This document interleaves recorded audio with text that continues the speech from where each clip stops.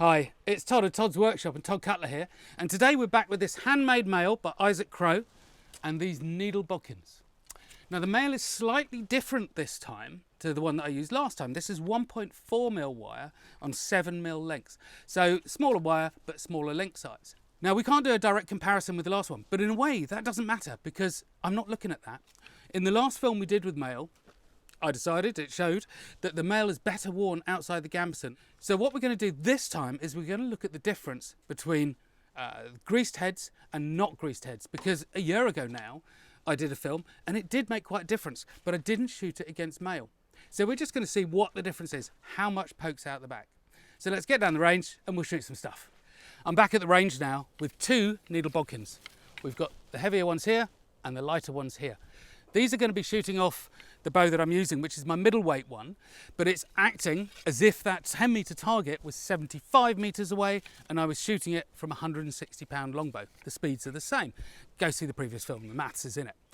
But of course, MAILLE was used for much earlier than that. So if we look at something like 11th century, 12th century, 13th century, I don't think that the bows would have been as powerful as that. I think there was always an arms race between the armour and the bows, and so naturally you would think that the bows would be lighter. So I've got my lightest of the simulators here as well, which is an 85-pound bow shooting these arrows. You know, it's going to be kind of like a bonus bit at the end really, because this is what I'm really interested in, is the greased and the ungreased versions of these. But before we do that, don't forget to visit the website, sign up for the newsletter, buy the t-shirts, go to the merch shelf. It all helps, because the reason there are only two of these is this from a previous film. So you know what? It really does help me. So let's get down to it and start shooting stuff. First of the shots, ungreased. Yeah, oh, square on. Lovely, lovely, lovely. Now it is in. I guess I expected that, but of course I have no idea how in.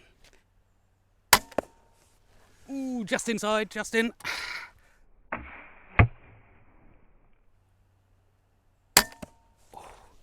And just out. I'll do the third one again. Straight next to another arrow, so that's just not going to do. So I've got to pull it out and I'll go again. Okay, I think that's far enough away. So we'll go see what we got. Well, actually, these are reasonably similar. So if I'm reading off, they all come on the outside surface to the end of the head, except this one, which is about 2 centimetres out. So that is 10 centimetres from the front, and these ones maybe about 8, something like that. But let's have a look on the other side, because that's going to show you more, really, of what's going on. And there we have them.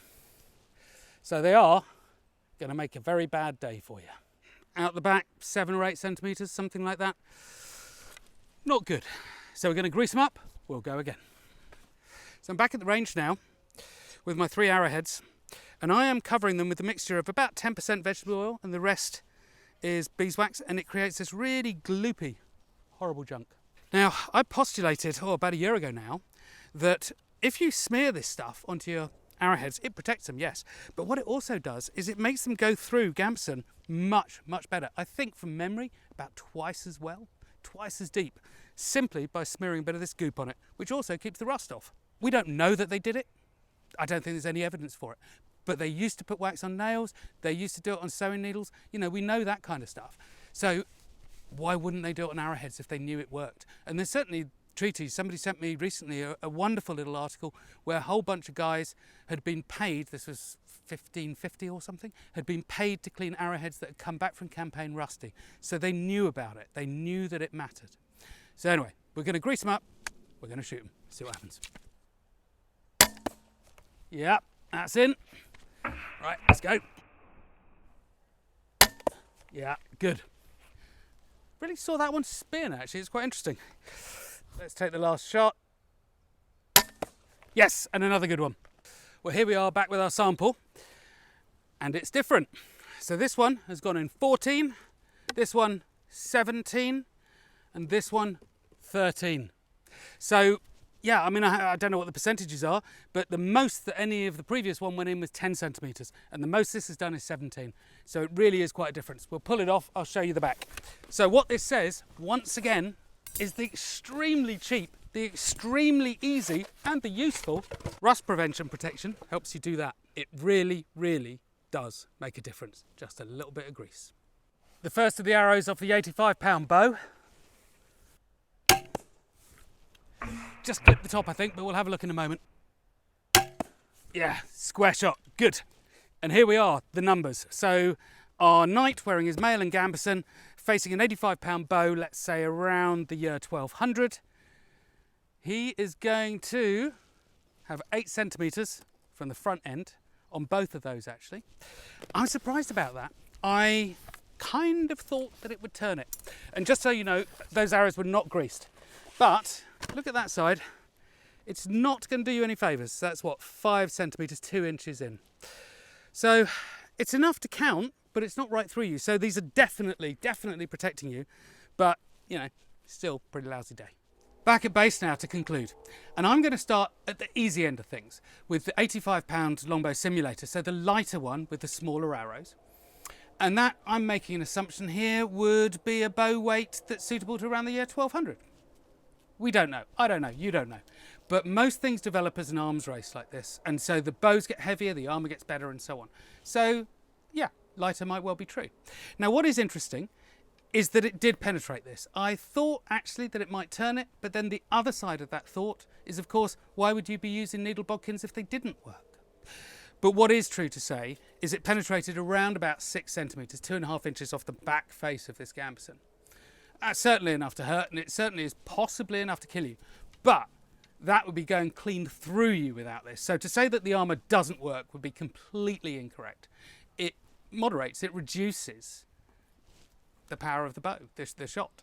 So yes, it is good, but it is not foolproof.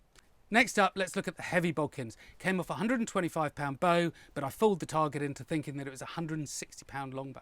Now, this was a different experiment, and it was whether they're ungreased or greased. Ungreased, deepest penetration, 10 centimetres. Greased, deepest penetration, 17 centimetres. So yes, it makes a massive difference. It really does. But what is also clear, if we compare that to the numbers from the Type 16 bladed heads that I did in the previous video, they were penetrating the MAILLE, they were penetrating the gambeson, and they were going into the person underneath. So they were very good in that sense. But these penetrated 17 centimetres as the deepest, and I think the deepest of the bladed heads was 6 centimetres on the other side. So again, this definitely goes in further. And now on to the last part of the film. I'm done with this bit of MAILLE. We've got our old bit back. And I'm done with these arrows because Northern Italy, 1384 or thereabouts, your chap might have faced this. Lovely little piece from Todd Cutler. But it is absolutely perfect for going at MAILLE, absolutely perfect for going at plate. Shall we find out what it does?